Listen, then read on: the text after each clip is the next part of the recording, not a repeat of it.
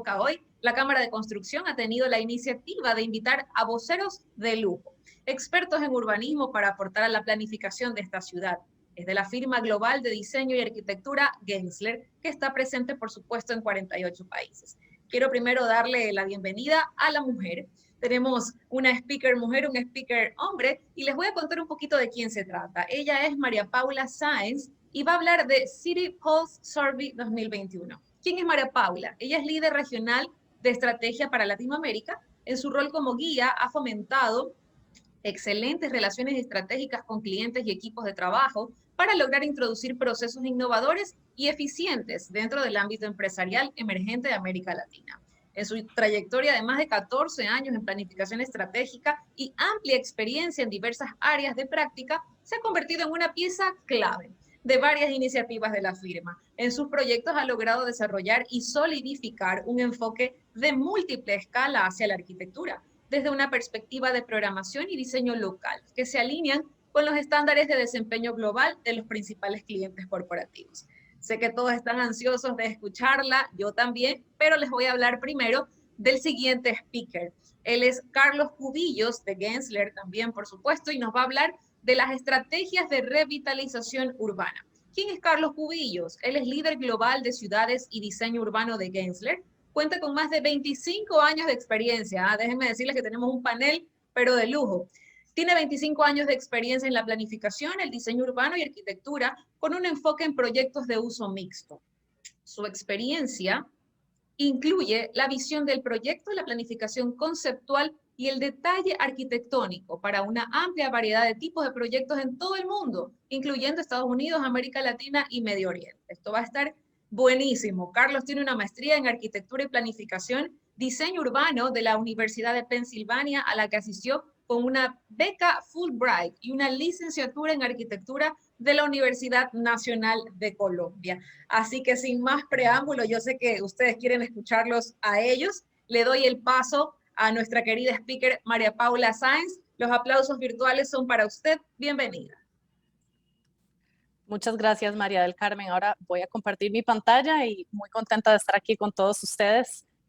Mientras comparto la pantalla y me aseguro de estar compartiendo lo que es, nada más les pido confirmación de que se ve bien.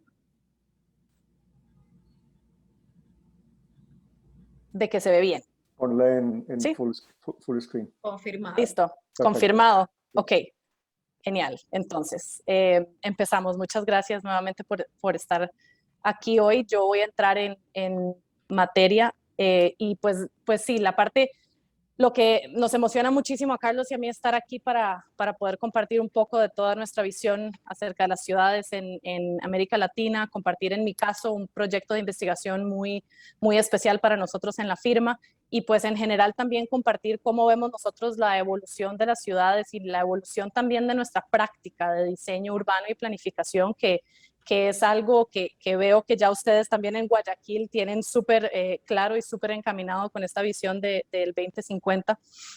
Ya creo que no hace falta presentarme, ya María del Carmen hizo un muy buen trabajo, creo que lo único que agregaría es, pues dentro de toda mi trayectoria también he estado muy involucrada en procesos de investigación en la firma, en Gensler, y también por eso es que vengo hoy a compartir un poco de estos resultados. Entonces, antes de iniciar, pues para dar un poquito de contexto a las personas que tal vez no conocen a Gensler, somos la firma de diseño de arquitectura más grande del mundo. Ahorita tenemos más de 5,000 empleados en alrededor de 50 oficinas alrededor del mundo y más de 50 años de existir. Y sé que son muchos cinco, pero eso fue pura coincidencia.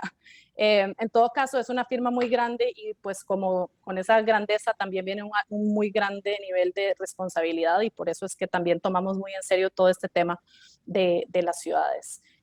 Nuestra firma en Gensler, como siempre ha sido mejorar la experiencia humana a través del poder del diseño y muy en función de eso es que en el 2005 fundamos el Gensler Research Institute, el cual busca tener pues un acercamiento más puntual a esa relación que existe entre la experiencia humana y el entorno construido, que es un área que no necesariamente ha sido tan explorada por otras compañías. El instituto tiene 6 áreas de enfoque y conduce una cantidad de proyectos liderados en gran parte por los profesionales como nosotros, como Carlos y yo, que estamos en el campo y que son además financiados por la compañía. En Gensler, pues esto es realmente algo que tomamos a pecho y vemos la investigación como una parte integral de todo lo que hacemos. Creemos que todo el diseño es una oportunidad para investigar y que toda investigación es una oportunidad para crear. Entonces, en ese contexto también venimos a hablar hoy. Y para que se den una idea, nada más para dar así escala a nuestro compromiso con la investigación, pues en estos 16 años de historia hemos conducido más de 400 proyectos de investigación, 200 publicaciones y han sido traducidas en casi 15 idiomas, ¿verdad? Resultado de casi 500.000 de encuestas realizadas. Entonces es algo en lo que realmente enfocamos mucha de nuestra energía y quería contarles esto porque esto enmarca en gran parte lo que les voy a compartir ahora, ¿verdad? El City Pulse. Entonces, ¿qué es el City Pulse Survey? Para contarles un poco, antes de la pandemia en Gensler estábamos en proceso de desarrollar un proyecto de investigación muy ambicioso que se llamaba el Gensler City Design Index, que buscaba enfocarse en 50 ciudades alrededor del mundo y medir la experiencia humana en relación con los ambientes físicos, sociales y económicos de las ciudades. Sin embargo, cuando pues pegó la pandemia, decidimos un poco cambiar de marcha y aprovechar esa situación para entender la forma en que las personas en las grandes ciudades estaban viviendo la pandemia y estaban tomando decisiones también acerca de su situación de vida. Entonces desarrollamos este formato que era mucho más corto y más puntual, una encuesta mucho más corta y más puntual que se llamó el Gensler City Pulse. Y la forma en que conducimos esta investigación pues fue en 3 fases. Fuimos afinando el enfoque de cada una de las fases conforme iba avanzando la pandemia y también conforme íbamos entendiendo qué estaba pasando en el contexto. Entonces, muy rápidamente, esa fase 1 la hicimos en mayo del 2020, hace más de un año, en el momento en que todas las ciudades estaban en cuarentena y en el caso, esto fue en Estados Unidos antes de del acontecimiento de George Floyd. La fase 2 fue en agosto del 2020, ¿verdad? Unos meses después, donde ya estábamos viendo, o sea, todas las ciudades estaban enfrentando muchas dificultades para abrir de nuevo y volver a la normalidad, y también ya se había dado el acontecimiento de George Floyd.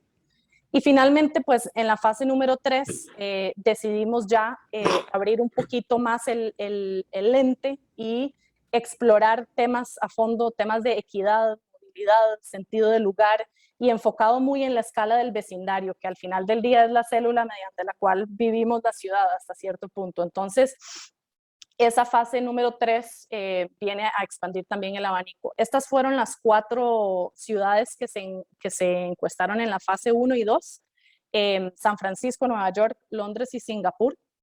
Y en la fase número 3 lo expandimos a 10 ciudades, en las cuales entró ya uno de nuestros participantes latinoamericanos, la Ciudad de México.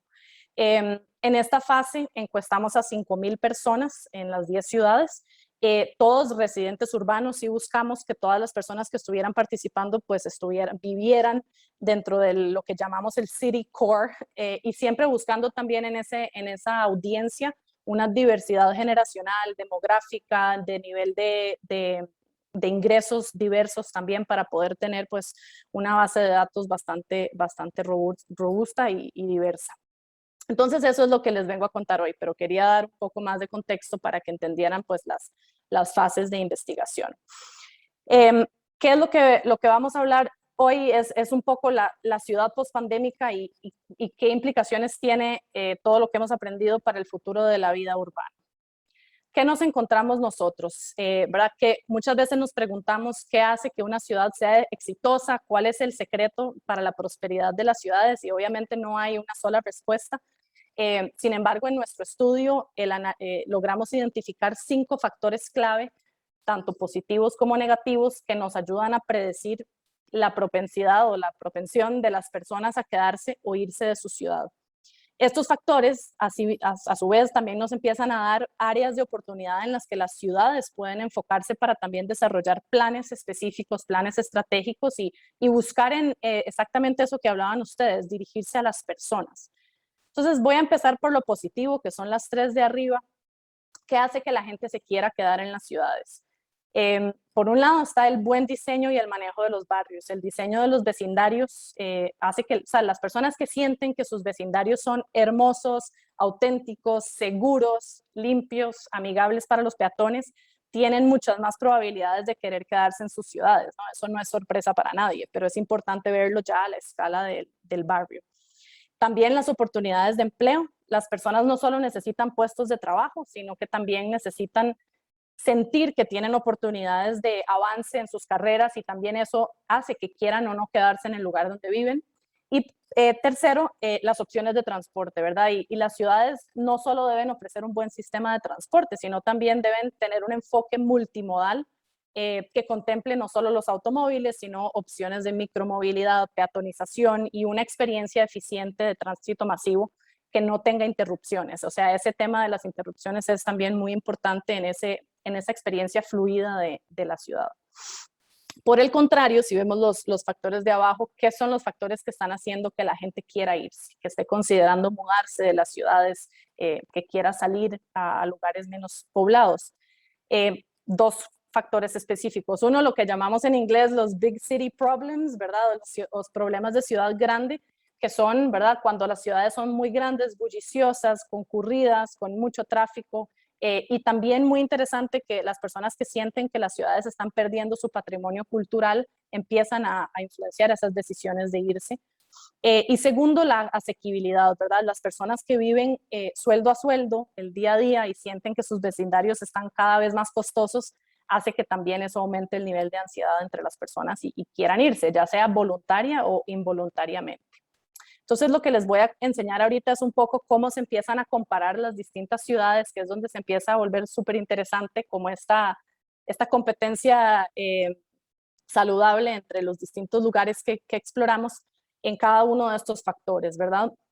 En este caso, ¿verdad? Y en todos los casos positivos, quería tal vez empezar por comentar que, ¿verdad? Tanto en diseño de barrios, oportunidades de empleo, opciones de transporte, la ciudad que se destaca con los mejores resultados siempre es Shanghai.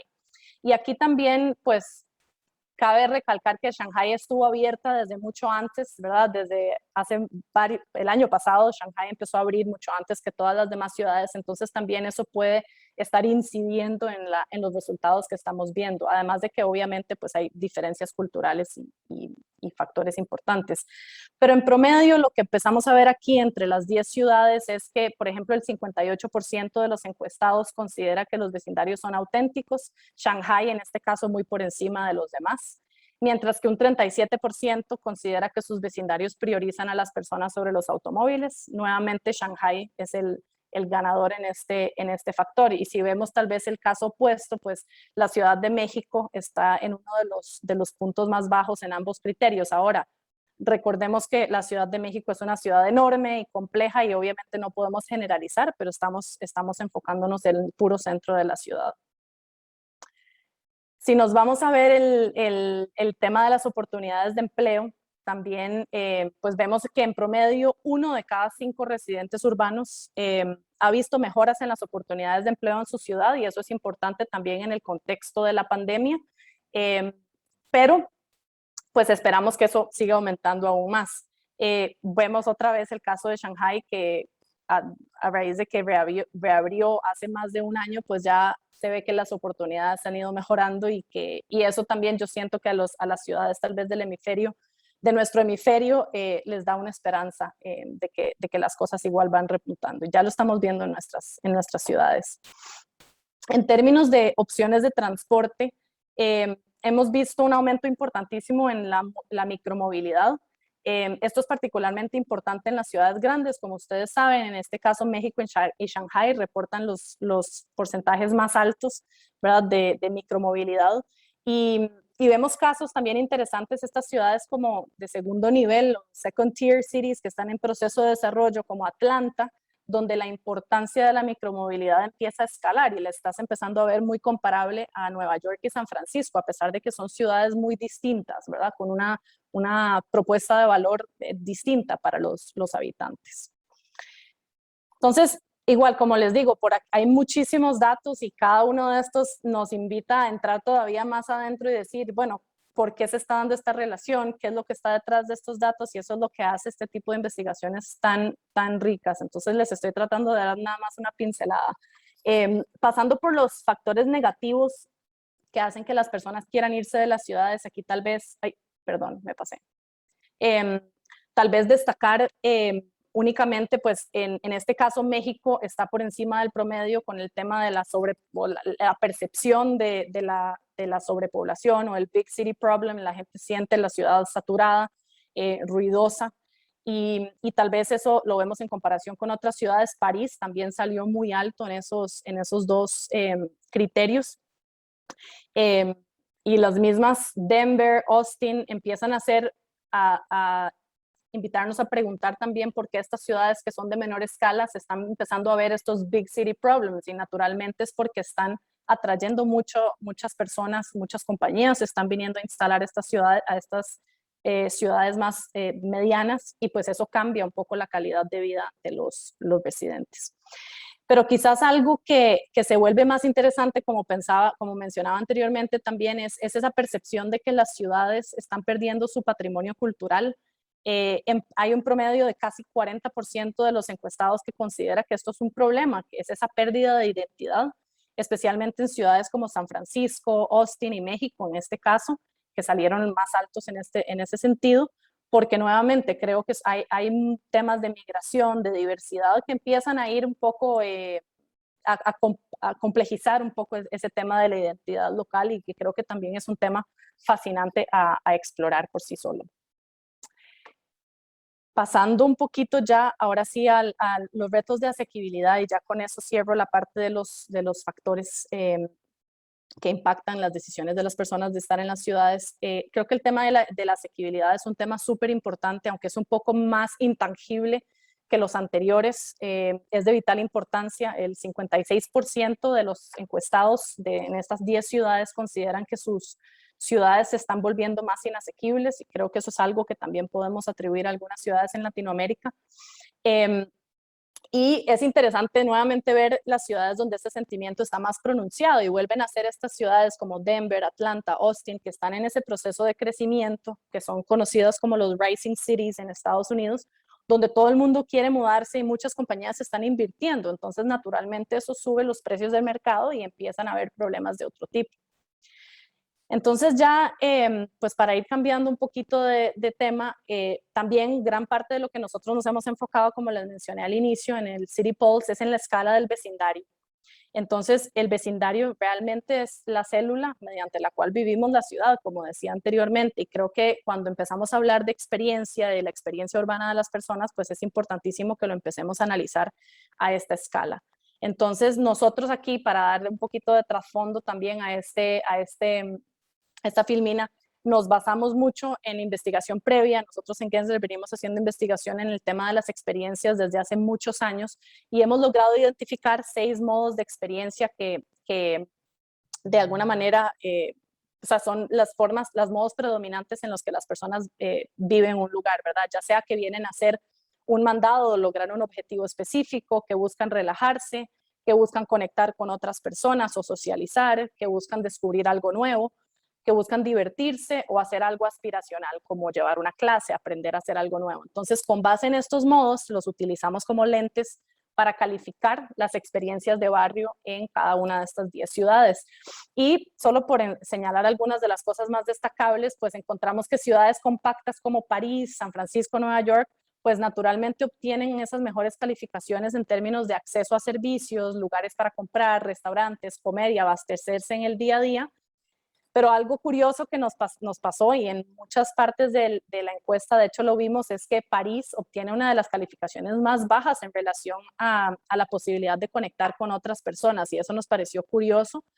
Sin embargo, pensamos que algo que puede haber influenciado esto también es que durante el momento en que hicimos esta tercera encuesta del City Pulse, los parisinos estaban en su tercera ola de cuarentena. Entonces también hay factores que pueden haber influenciado esa interpretación, ¿no?, de las preguntas.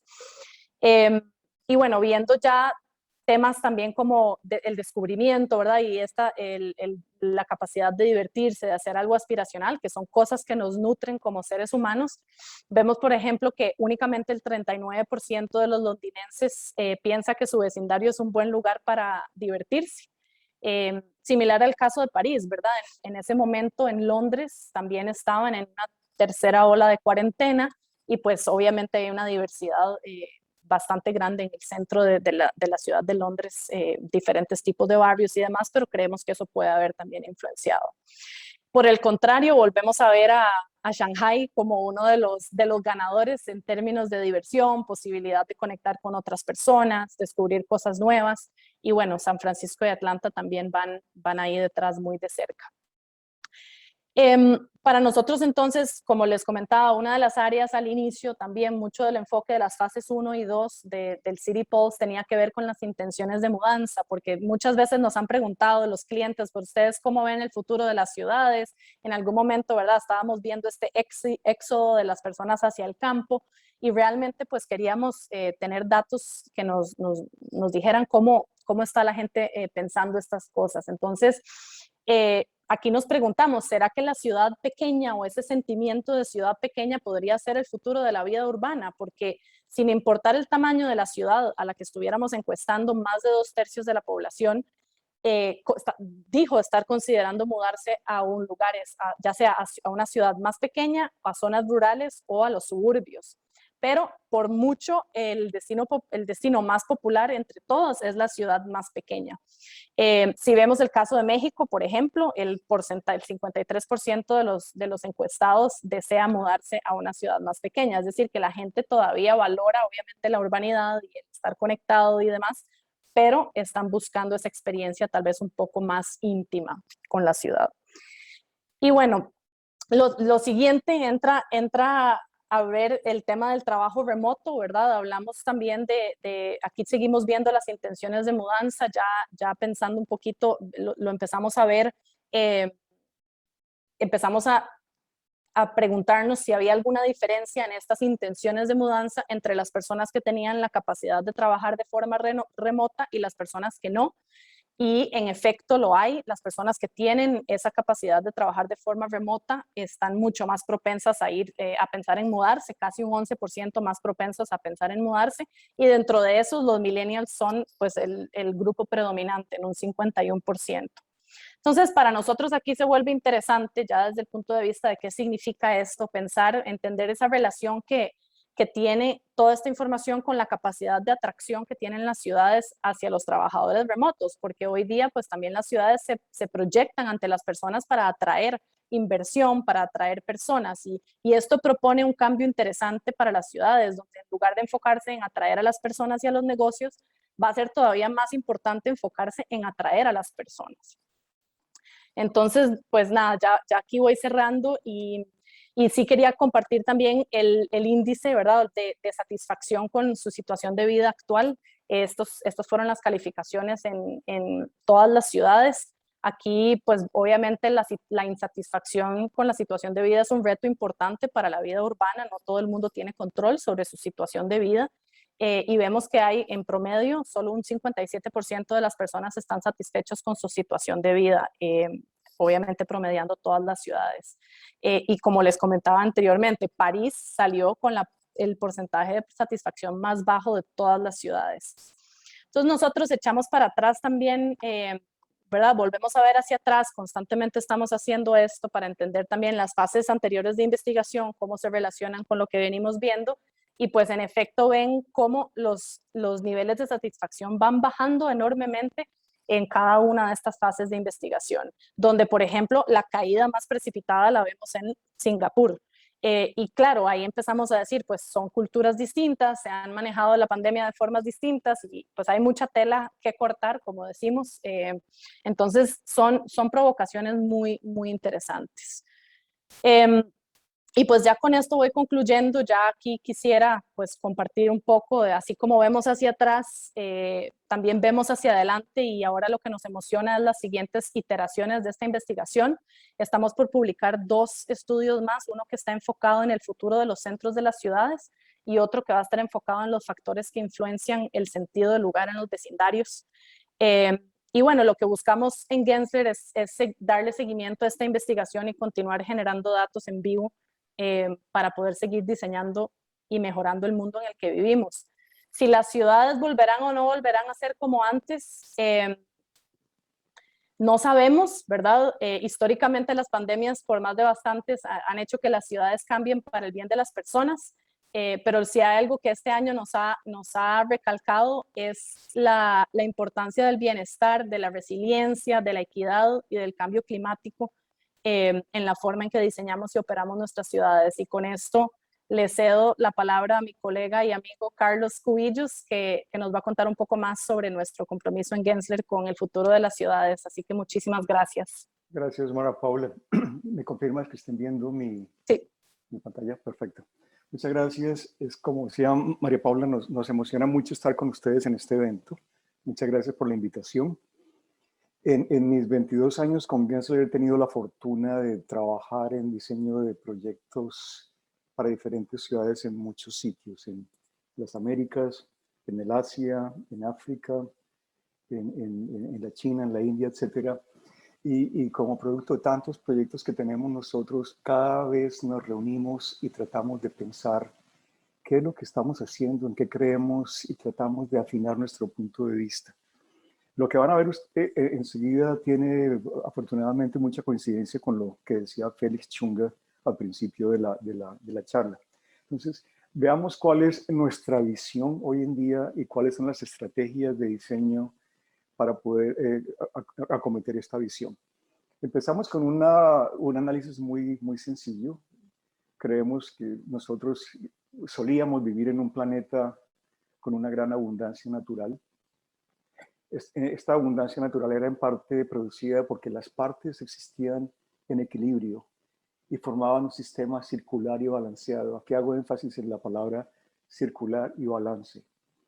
Desgraciadamente, nuestro apego al consumo y al crecimiento creemos que ha roto esta coexistencia armoniosa. ¿Qué ha pasado? Que hemos cambiado de un metabolismo circular donde los procesos estaban todos ligados, hemos cambiado a un metabolismo lineal que por definición es desequilibrado. Y este cambio hace que estemos sobrepasando la capacidad de los sistemas naturales y que a la misma vez estemos amplificando tantas desigualdades raciales, sociales y económicas, que estamos produciendo obviamente polución, desechos, desempleados, migraciones, problemas de tráfico, inundaciones, etc. Creemos que en parte esto es porque el sistema lineal lo que hace es tomar, hacer, utilizar y descartar. Ingresan comida, ingresa agua, energía y residuos, y lo que hacemos es contaminar, producir basura, producir residuos, producir contaminación y aglomeración. Nuestra visión es, debemos en el planeamiento y en nuestro comportamiento, no es un problema solamente de planeamiento, sino de cómo nos comportamos, debemos cambiar hacia un metabolismo circular, un metabolismo regenerativo, donde los productos de un proceso se convierten en insumos para otro proceso, y así sucesivamente. Entonces, lo que ingresa es lo mismo, alimentos, agua, energía y desechos, y lo que hacemos es reciclarlo, reutilizarlo, aprender de esto, y lo que pueda salir en lugar de ser simplemente basura, debería ser más alimento, más energía, agua, conocimiento y habilidades. Por eso la visión nuestra es crear un entorno urbano sostenible, regenerativo y resiliente que esté inspirado en los sistemas naturales. ¿Qué quiere decir esto? Yo creo que ya de todas maneras en el mundo se ha estado cambiando la conversación acerca del planeamiento. Hoy vemos que hay energía renovable, estamos hablando de energía hidroeléctrica, energía solar, energía de viento, eso es un buen paso. Hay nuevas jerarquías de movilidad, no solamente es el coche, también hay transporte masivo, hay micromovilidad, bicicleta, etcétera. Creemos que ya las ciudades están pensando en lo importante de aumentar la biodiversidad, sembrando árboles, reforestando bosques, conservando humedales, etcétera. Hablamos hoy también en día en agricultura urbana. Son pequeños ejemplos que comienzan a hablar en torno a la idea de lo circular. Hay cubiertas verdes, hay cubiertas ecológicas para edificios. La vía pública no solamente es para vehículos, sino es un espacio abierto, híbrido, que puede atender diferentes funciones. Ya hablamos en muchas partes de reciclar. Los residuos son utilizados como recursos. Los espacios abiertos y los edificios se vuelven reutilizables para infinidad de funciones. Las aguas residuales se empiezan a reutilizar. El agua lluvia se comienza a almacenar. Estos son parte de esos pasos para lograr este entorno regenerativo. Ahora, una cosa importante, como lo notaba Félix también, es la educación y el cambio de comportamiento es fundamental. O sea, cada uno de nosotros tiene un papel importante en lograr este objetivo. Y también la ciudad, los códigos de construcción, las prácticas de construcción eficiente se vuelven supremamente importantes para lograr este tipo de cosas. Entonces, esta es nuestra visión y quiero compartir con ustedes 7 diferentes estrategias para lograr esta visión. Entonces, vamos a ir una por una. La charla es un poco cargada de imágenes porque siempre nos gusta hablar mucho de imágenes y proyectos. Voy a tratar de ser rápido debido al poco tiempo que tenemos. ¿Cuál es el primer punto? Creemos que debemos promover la flexibilidad tanto en lo público como en lo privado, en el espacio abierto y en el espacio construido, para poder responder a estas necesidades cambiantes. Y dentro de estas necesidades incluimos el cambio climático. Este slide es muy propio de Gersel. Nosotros hacemos espacios de trabajo o diseño interior, hacemos edificios, hacemos aeropuertos, pero en lo que consta para María Paula y para mí y el grupo que yo dirijo es en las ciudades, en la planificación, estamos hablando de tiempos muy largos. Mientras que una oficina puede tener un tiempo de diseño muy corto, de 0 a 5 años, y luego se cambia. Lo que hagamos en la ciudad hoy en día puede ser irreversible, puede tomar un gran tiempo. Lo otro importante de este cuadro es cuando hablamos de tanto horizonte de diseño, un diseño tan largo, que vamos a estar sometidos por definición al cambio constante. La única constante en la vida, como sabemos todos nosotros, es el cambio. Todo está cambiando y más aún con todo esto que está pasando en estos últimos años. ¿Cómo podemos responder al cambio? Estableciendo estrategias que sean flexibles, estrategias que puedan ser adaptables a este cambio incierto. Una cosa importante es, y todo lo hemos visto durante la pandemia, es la importancia del espacio abierto.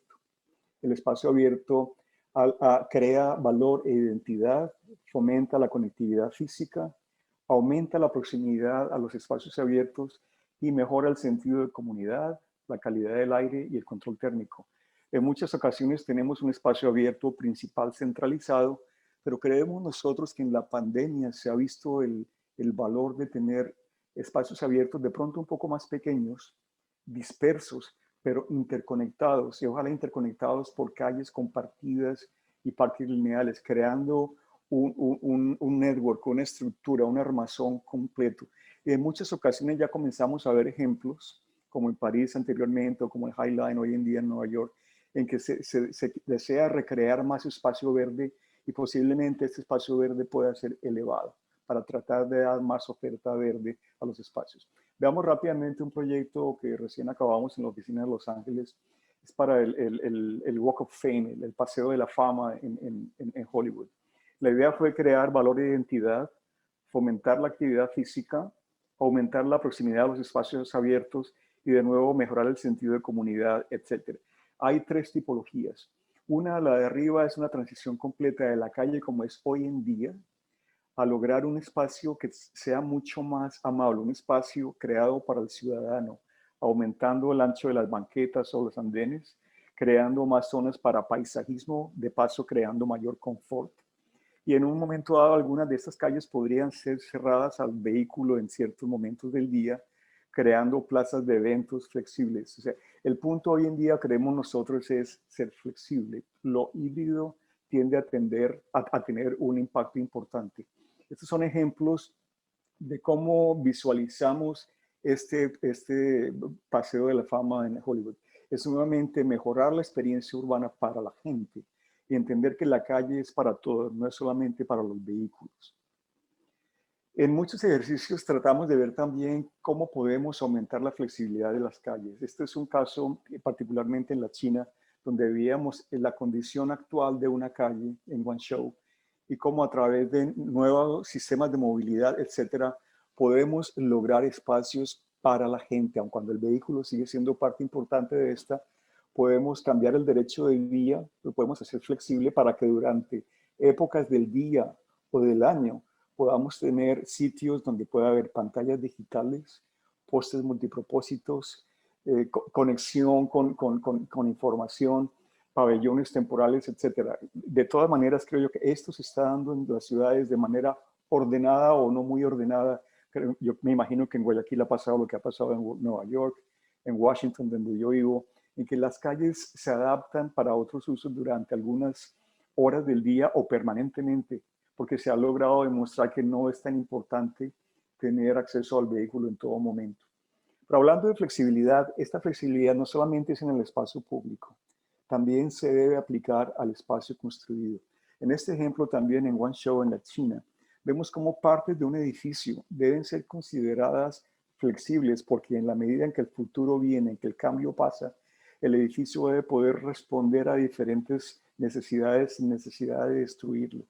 Vemos cómo partes de este edificio, sobre todo el parqueadero, fueron pensadas para poder quitar algunas losas de concreto o de acero y lograr tener otro tipo de usos, disminuyendo de paso la cantidad de parqueo que se deba dar.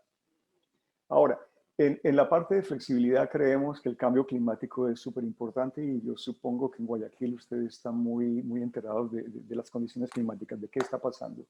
Mucho de esto es por causas naturales, obviamente calentamiento global. Hoy en día estamos sujetos a precipitaciones fuertes, las mareas cambian, hay tormentas, hay huracanes, hay inundaciones como está pasando en Europa hoy en día. Hay precipitaciones continuas, en las precipitaciones comienza a haber deslizamiento de tierra, etc. Y muchas causas también son humanas. Primero porque hay falla de las presas o infraestructuras que hemos diseñado para controlar inundaciones. Hay un sistema deficiente de drenaje urbano, la gente no tiene cuidado con las escorrentías, lo que hacen es crear una zona de basuras, tapando drenajes.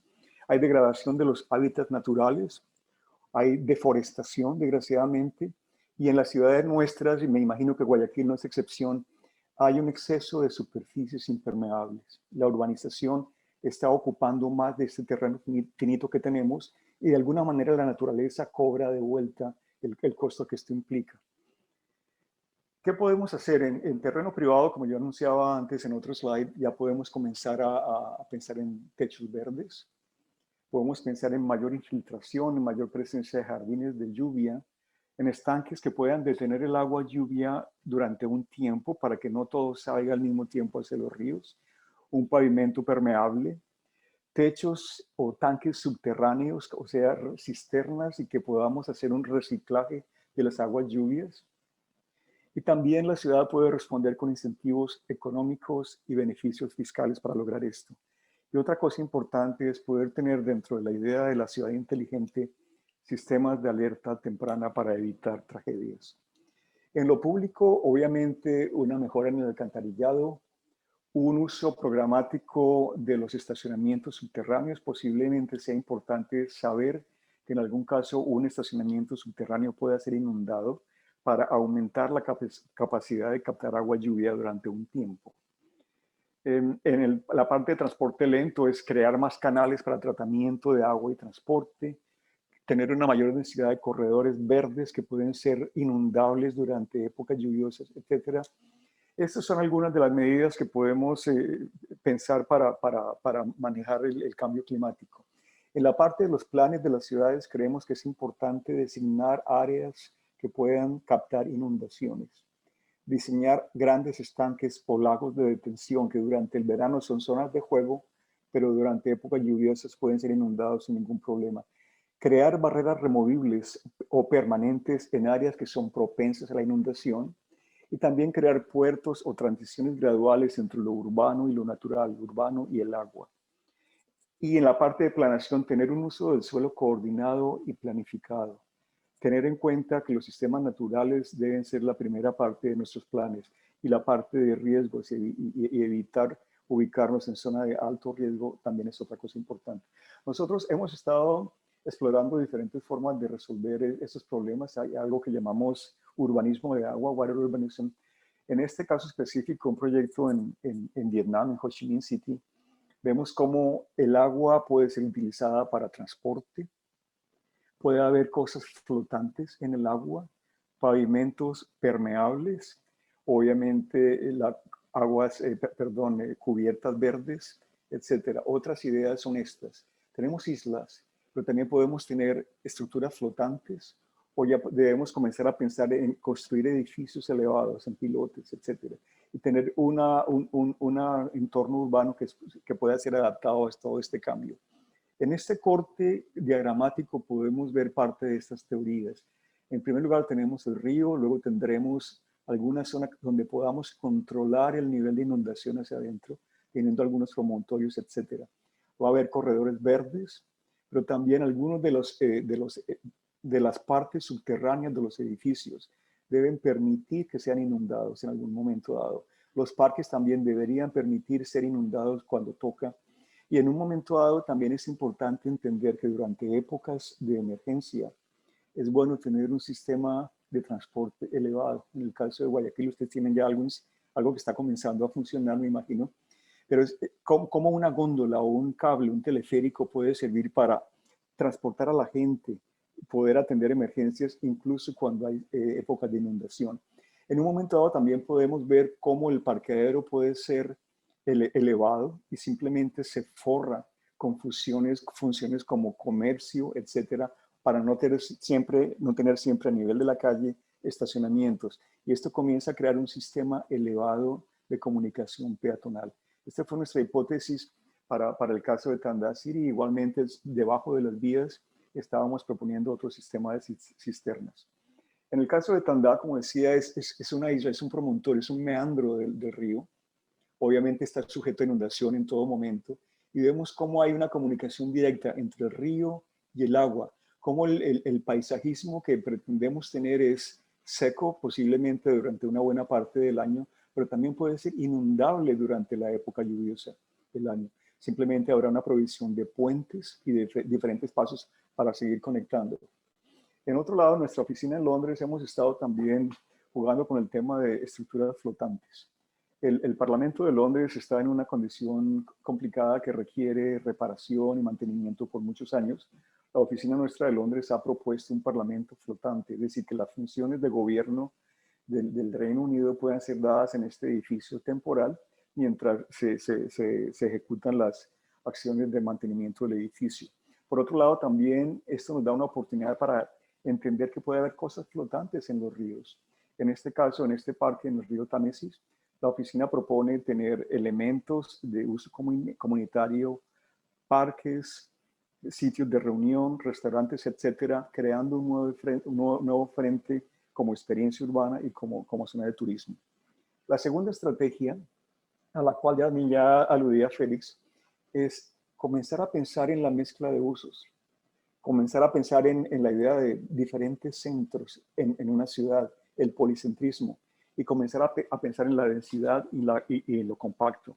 Este gráfico que usamos mucho aquí a la izquierda, que si pueden ver mi mouse, significa que usualmente estamos sometidos a un tipo de planeamiento donde la gente vive en un sitio, el color amarillo, la gente compra en otro sitio, se divierte en otro sitio, el color rojo, se entretiene en los parques con el color verde o trabajan en el color azul, pero trabajan separados, son zonas separadas, son zonas de usos singulares.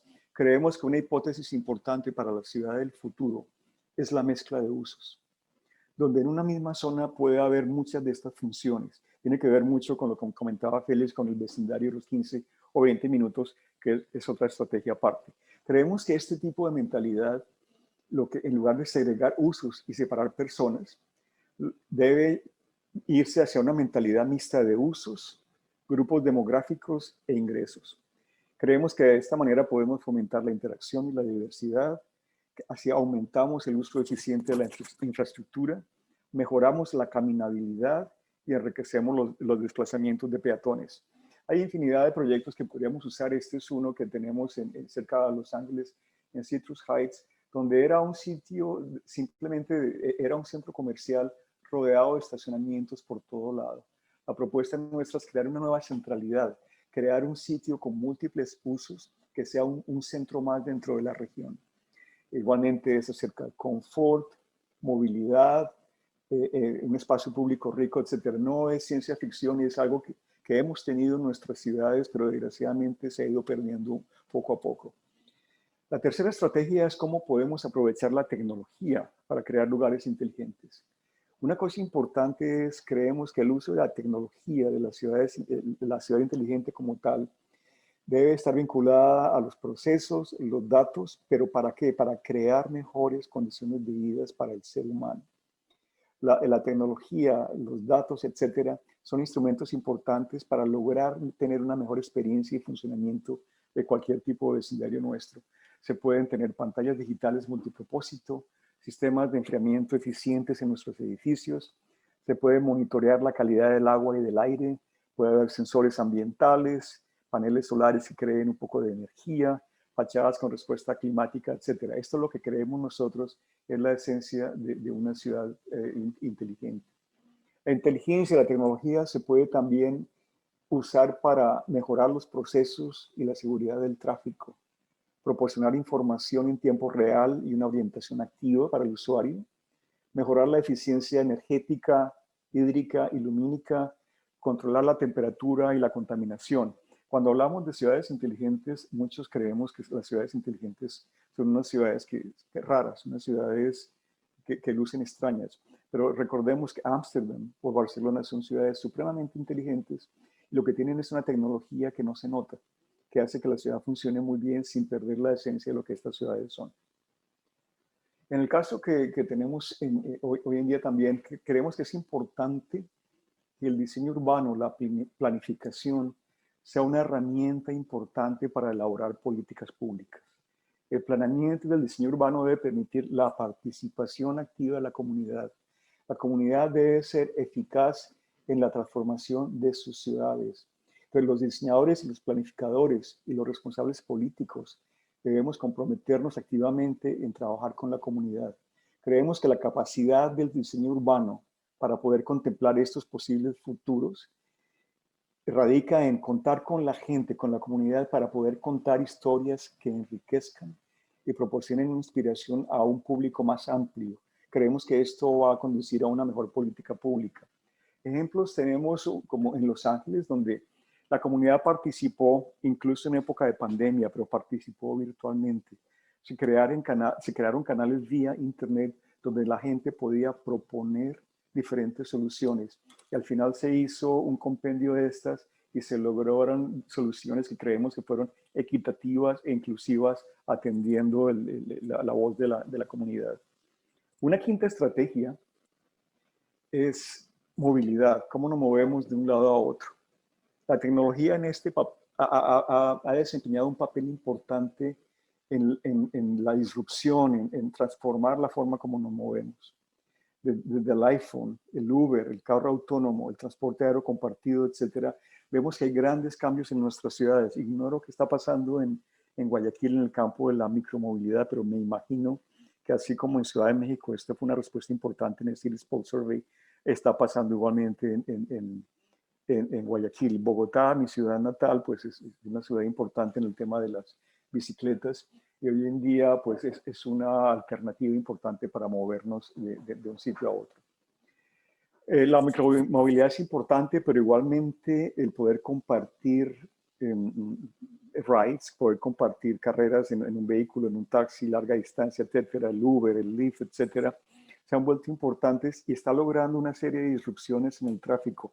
No necesariamente creemos que esté pasando que hay menos vehículos en la calle. A lo mejor hay más gente utilizando el coche. Eso es algo con lo cual estamos todavía discutiendo en nuestros proyectos. Pasemos a un punto 6. Es cómo podemos reimaginar el centro de nuestras ciudades. La pandemia no cambió las cosas. Lo que creemos es que la pandemia aceleró tendencias que ya estaban transformando nuestras ciudades. Hoy en día vemos que hay una mayor mezcla de usos, posiblemente sea la respuesta. Hay un enfoque mayor en la experiencia y el destino. Hoy en día la zona de trabajo es una zona de trabajo flexible y puede ser al aire libre. Hoy en día podemos trabajar en cualquier lado. Y como anotaba María Paula anteriormente en el Cities Pulse, vemos que hay una tendencia en muchos países a migrar a ciudades satélites o a ciudades de segunda o tercera importancia. Eso ha sucedido en Estados Unidos, pero también está sucediendo en países como Colombia, que tiene una gran cantidad de ciudades de segundo y tercer orden. ¿Por qué? Porque yo puedo trabajar desde cualquier lado, la tecnología me lo permite, pero puedo estar en un sitio donde tengo mejor calidad de vida, mayor espacio público, menor cantidad de gente, la ciudad se siente menos grande y donde los costos son menores. En el caso de Estados Unidos, esto ha sido impactante, sobre todo en ciudades como Raleigh, Durham, Austin, etc. ¿Qué pasa en este sentido? Creemos que hoy en día el centro de nuestras ciudades va a tender a ser mucho más policéntrico, creando clústeres de uso mixto. Creemos que va a ser mucho más diverso, es decir, el centro de nuestras ciudades comienza a tener usos diferentes al uso simple de oficina. Es mucho más conectado, hay mayor espacio público transitable y en la planta baja de nuestros edificios se logra este tercer lugar que promueve la inclusión, los encuentros entre la gente, mejora de la salud y hace que la gente se sienta perteneciendo más a nuestras ciudades. Creemos que el centro de nuestras ciudades va a ser por definición más innovador. El centro va a ser un sitio importante para poder fomentar y cultivar el emprendimiento, tener mayor oferta cultural, la parte educativa, la parte de medicina y usos híbridos. Eso creemos es el futuro de nuestras ciudades. Y va a ser también mucho más local. María Paula ha notado la importancia de sentir que algo es auténtico, que algo pertenece. Y en ese sentido vemos las tendencias de nuestras ciudades yendo hacia este lado. Estos son algunos de nuestros ejemplos, especialmente en Washington, D.C. Con la llegada de Amazon a la zona de Washington, de Virginia, ha habido un cambio importantísimo y zonas que eran simplemente oficinas de contratistas del gobierno federal y de defensa se han venido convirtiendo en apartamentos, centros comerciales, mucho bebida, café, casas, entretenimiento, teatros, etc. Esto es en cierta forma ese tipo de centro que vemos. En cierta manera, esto está llevándonos a construir barrios de 20 o 15 minutos, como que queramos manejarlo, impulsados por la equidad. Creemos que este tipo de concepción habilita la proximidad, la comunidad, la conexión y la conveniencia. Fomenta igualmente la creatividad y la asequibilidad y hace mucho más viable la prestación de servicios, infraestructura y funciones a la comunidad. París es un ejemplo importante, otras ciudades ya están continuando con esto y esto no es algo nuevo, esto ha venido pasando ya por mucho tiempo, pero creemos que muchas de estas estrategias que les he comentado van ligadas, el uso mixto, la policentralidad, etcétera, tiene que ver mucho con estos barrios de 20 o 15 minutos. Es un sitio donde yo tengo acceso fácil a empleo, a transporte público, a la salud. El Internet es importante como utilidad pública. Hay educación, hay escuelas, hay parques. Las calles son seguras, se camina. Por definición, cuando yo camino y tengo actividad en la calle se vuelve más segura y disminuye el índice de criminalidad. La vivienda puede ser más asequible, hay vivienda diversa para gente de diferentes estratos y edades. Hay acceso a supermercados, etc. Un ejemplo, y con esto termino esta presentación, es nuevamente nuestro proyecto en Tanda Island, en Ho Chi Minh City, en Vietnam. Lo que hemos logrado en esta isla, definida por el meandro del río, es crear 5 barrios biofílicos donde hay acceso constante al verde. Como ven ustedes, está ligado a transporte público, en este caso elevado para poder resolver cualquier problema de inundación. Y en cada uno de estos vecindarios, que son incluso menos de 15 minutos de caminar de cualquier lado a otro, hay estación de metro, hay un parque importante, hay canales, hay un espacio abierto que puede ser inundado en momentos de lluvia, etc. Entonces, son 5 barrios de este tipo, todos con acceso a metro, proximidad a espacio abierto, y creemos que de esta manera se logra mejorar el sentido de comunidad. Esta es nuestra pretensión en el caso de Tandá. Como decía yo antes, se hace viable la prestación de servicios e infraestructuras comunitarias, se aborda de manera positiva las posibles diferencias económicas y generacionales en las ciudades y se amplía el empleo y las oportunidades para una vida intergeneracional. Si yo puedo trabajar acá, no todo el mundo va a lograrlo, pero si yo puedo tener alguna pretensión de poder trabajar acá, tengo que usar el coche menos, no estoy limitado a usar el coche siempre. Puedo satisfacer mis necesidades básicas primarias en un mismo vecindario. Y esa es la forma como nuestras ciudades o pueblos anteriormente vivían. Desgraciadamente, el vehículo y diferentes concepciones de planeamiento han roto un poco este balance que teníamos, que era tan sano.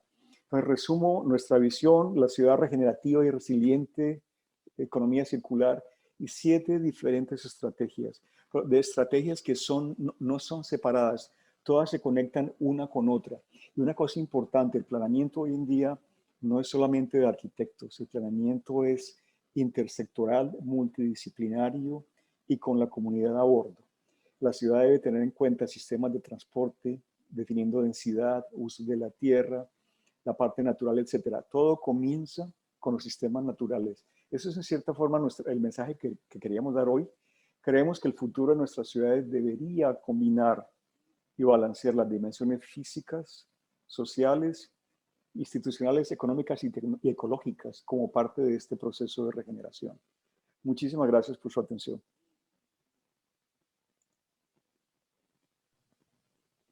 Muchísimas gracias también, Carlos. No sé si entra nuevamente María Paula.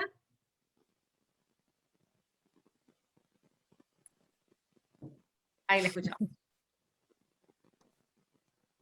Bueno, quiero felicitarlos a los dos. Realmente nos han hecho soñar. Hemos literalmente viajado en el mundo de la fantasía y qué bueno, por decirlo a bien, ¿no? Qué bueno que nos hayan transportado a esta planificación urbana que realmente es soñada y pues qué bueno que la podamos hacer posible. No sé si María Paula tenga algo más que acotar, Carlos, ingeniero Repeto. Bueno, yo diría que quisiera que Virginia Schneiderwin también nos dé unas palabras. Virginia, de alguna manera, es la persona que más ha impulsado por parte de la Cámara en nuestros conceptos nuevos de planeación urbana, y de ahí que la Cámara está muy interesada en coadyuvar con la municipalidad para lograr los cambios que el futuro de esta ciudad también se lo merece. Básicamente, yo diría que creo que entramos a una pequeña ronda de preguntas y respuestas y realmente agradecerles a todos una excelente participación. Realmente estamos muy admirados de la cantidad de personas que se han conectado y esto demuestra de que la ciudad está pendiente de que existe un cambio que mejore nuestras condiciones de vida y que aproveche mejor los recursos que tenemos. Definitivamente María Paula y Carlos nos han dejado, en mi caso muy particular estoy muy entusiasmado y creo que vamos a darle duro para buscar un cambio en nuestra ciudad. Muchas gracias, Carlos.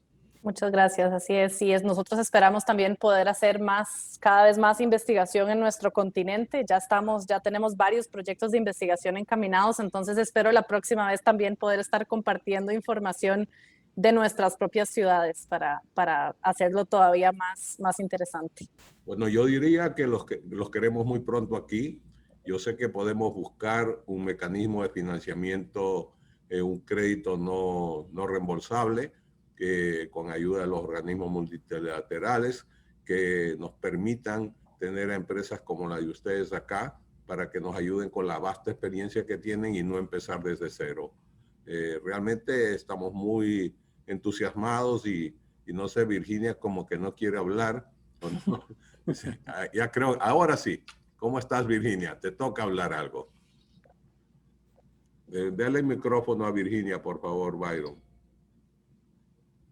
Conéctate. Estamos, ahí estamos. Okay, ahí estamos. Sí, muchas gracias a todos por haber participado en este evento y sobre todo una enorme gratitud a Gensler por esa apertura que siempre han tenido de compartir sus experiencias, sus conocimientos y que son sumamente valiosos para todos los que estamos en este plan de mejorar la calidad de vida de nuestra ciudad.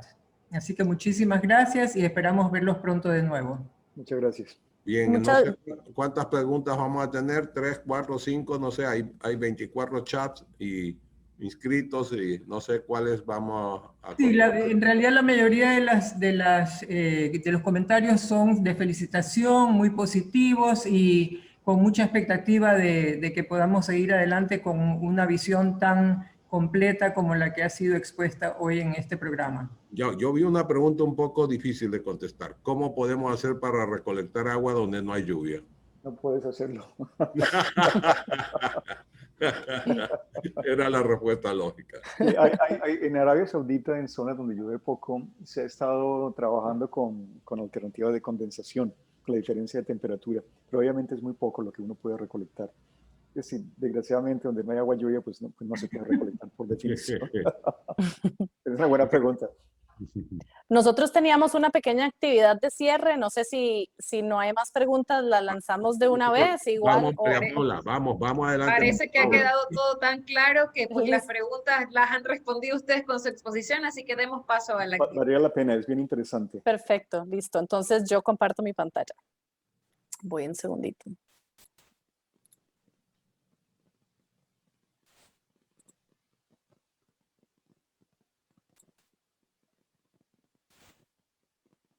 Ok, en la pantalla les estoy poniendo un código para que porfa lo escaneen con sus dispositivos móviles o bien si están en una computadora se pueden meter a esa dirección menti.com y poner el código que está en la pantalla. Uy, perdón. Van a disculpar. El código es 4411. Ya casi 4411. Me faltó un 1. Falta un 4. No, perdón, falta un 1. Sí, falta un 1, perdón, pero ya, y ya con eso les voy a compartir la pantalla en lo que vamos a hacer. Vamos a hacer una pequeña dinámica para que puedan ir viendo, vamos, una provocación a la audiencia. Primero de calentamiento es de dónde nos llaman, como, en qué zona se encuentran actualmente, para tener así como una idea desde dónde están participando las personas en el evento. Igual, si están fuera de Guayaquil, perfecto, fuera de Guayaquil. Sabíamos que esa era una opción.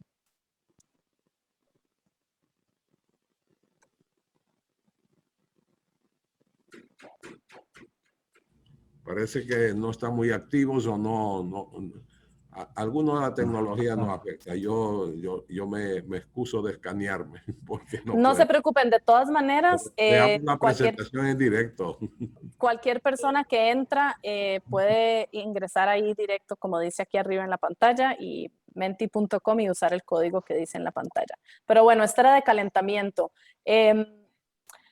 Queríamos, pues con base en lo que Carlos acaba de presentar, las 7 estrategias, ¿cómo calificarían el nivel de importancia de las estrategias que compartimos en relación a Guayaquil? Entonces ahí les va a dar la opción de ubicarlas en orden.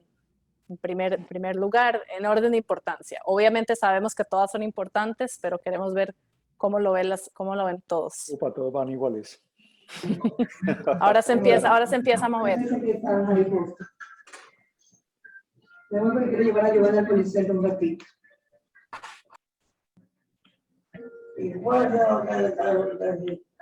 Yo. Tu predilecto. Bueno, van ganando las primeras 3, va ganando la flexibilidad.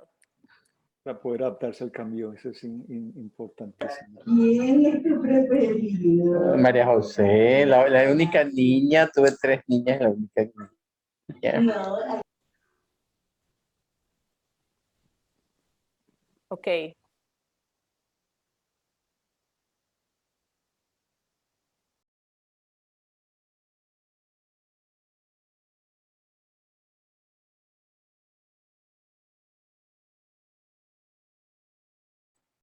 Perdón, me quedé en mute.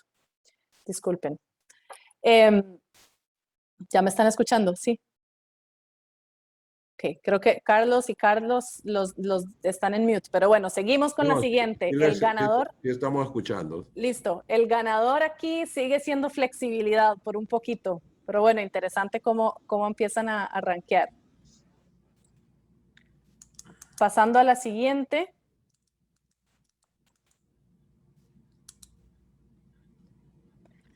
¿Cuáles son las principales oportunidades que hay en la ciudad de Guayaquil hoy? Esta es para que lo metan en texto, cosas que les parezcan importantes como oportunidades en este momento y de cara al proyecto Guayaquil 2050.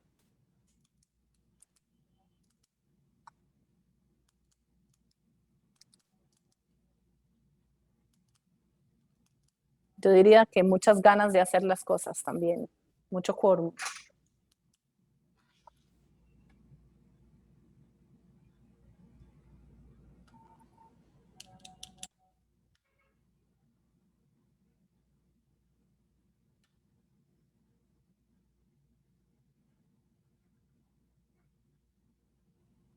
Más acceso a la tecnología, interesante, sí, también eso es algo que creo que todas las ciudades vamos viendo, más habilidades tecnológicas.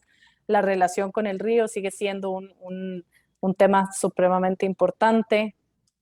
El aeropuerto, gente decidida. Y por también lo que hemos aprendido en estos últimos días, muchos proyectos y una visión muy interesante también en marcha.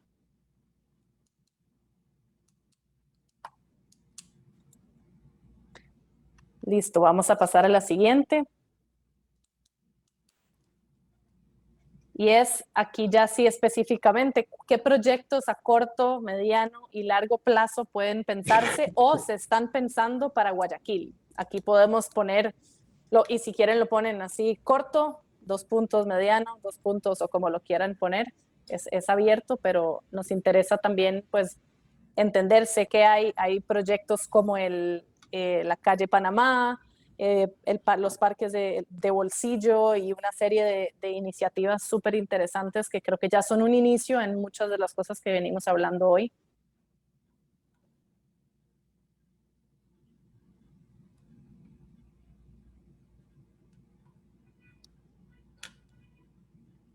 Espacios públicos flotantes, estaría interesante hacer el primer parque flotante en Guayaquil. Creo que ya nos podemos animar a eso. ¿Qué tanto cambia el nivel ahí del agua? Porque es río, ¿no? Pero ¿qué tanto varía? Tengo entendido que son como 2 metros. Wow, bastante. Sí, es bastante dependiendo la época, ¿no? Uh-huh. Buenísimo. Seguimos con la siguiente. Vemos va saliendo mucho proyecto de infraestructura. Interesante. De vialidad, de calles.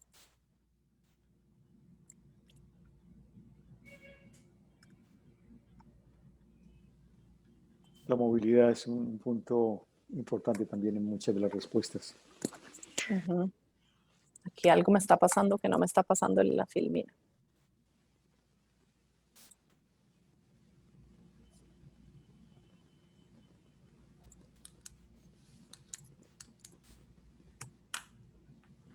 Me parece interesante esta idea de pensar en Guayaquil como ciudad-región. Claro. Y también pensando un poco en lo que venía hablando Carlos del policentrismo, ¿no? ¿Cuáles son estos polos naturales que empiezan también a aliviar la actividad de Guayaquil? Perdonen, voy a hacer escape y nuevamente presento porque algo está pasando. Listo, ya esta es la penúltima. Ahora ya, acciones en Guayaquil hoy. Estuvimos pensando un poco a largo hacia el futuro. ¿Cuáles de todas estas opciones, cuáles creen que deberían priorizarse? Está desde cuáles son más importantes que otras. Promover el diálogo y alianzas estratégicas entre sectores, invertir en investigación, revisar la política pública y el ordenamiento urbano, invertir en proyectos de infraestructura, aprender de otras ciudades, crear nuevos incentivos para el desarrollo, reutilizar más y construir menos. Obviamente todas son cosas que deberíamos ir adoptando en mayor o menor medida, pero interesante ver cuál es el foco tal vez, o los primeros pasos en los que podemos empezar a enfocarnos. Interesante. Qué bien. Claro, la investigación, yo también soy partidaria de la investigación, porque lo hacemos poco, más poco de lo que deberíamos.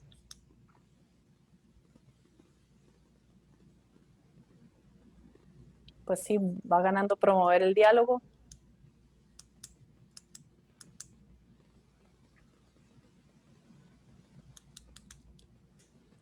Pero el desarrollo sostenible no se queda atrás, sigue peleando. ¿Eh? Ahí va peleando, sí, la investigación también se está codeando. Bueno, es una herramienta interesantísima para tomar el pulso de la opinión, ¿no? Algo interesante es el tema de los proyectos de infraestructura, que es lo que más nosotros podemos ver en todas las ciudades. Uh-huh. Se toma como uno de los últimos puestos. tal vez podría haber ahí también un tema de que si pensamos en el hoy, en lo más inmediato, la infraestructura pues toma tiempo, ¿no? Y si estamos pensando en promover el diálogo y alianzas estratégicas, es algo que tal vez se siente más inmediato, más posible. Pero sí, es interesante ver todos estos cambios. Bueno, lo dejo ahí, que ya investigación está de primero y seguimos. Ya, ok. No quisiste que el segundo sea el primero. No, se voltearon las tablas. Yo pensé que iba a quedar primero promover el diálogo. Pero bueno, no, muy interesante. Listo, ya vamos por la última, que es... vamos a ver si me funciona. Ya ahora sí, en palabras de todos los que están en la audiencia, ¿cómo describen el Guayaquil 2050? Creo que tenemos el derecho a ser muy ambiciosos, también muy realistas, con una palabra, con una frase, ¿cómo visualizan ese Guayaquil 2050? Y ya con eso damos cierre a nuestro poll.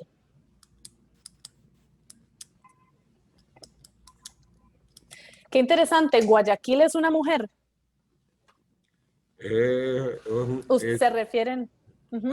Al indio con su esposa, creo que es, ¿no? Y se refieren a la ciudad como ella, ¿no? Es interesante. Pregunto porque vi segura y me hizo pensar. También dice seguro. Sí, también. Sí. Interesante. El seguro tecnológico.